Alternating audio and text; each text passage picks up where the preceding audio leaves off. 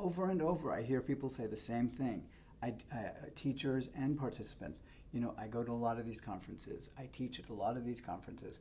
But there's something about this one that is so different. It's always about like this kind of communication, like bridging the gaps between people and learning how to, I guess Jean Paul Zaccarini would say, make room for the reader, and give them space in the worlds that you create. And that's kind of what the conference does, right? And it gives you space in the world of writing that's being created by all these people all the time. And that's another thing to realize, I guess, about it, is that you're never alone writing. I'm seeing people who are absolutely connected to creativity. Writing for them is important as a discipline, but also as a means of understanding themselves and the world. I think of writing the same way that I think of like professorship, where it's like all of these people kind of hang out up here and they've done all these beautiful, amazing things.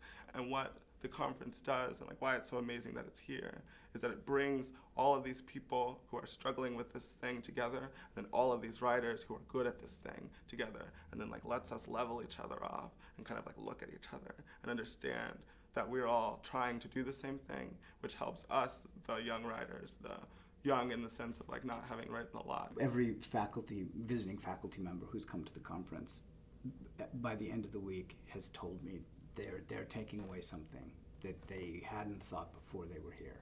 I mean, and these are all artists and writers and poets who are operating at the very top of their game, with multiple books out, many of them teaching throughout the year.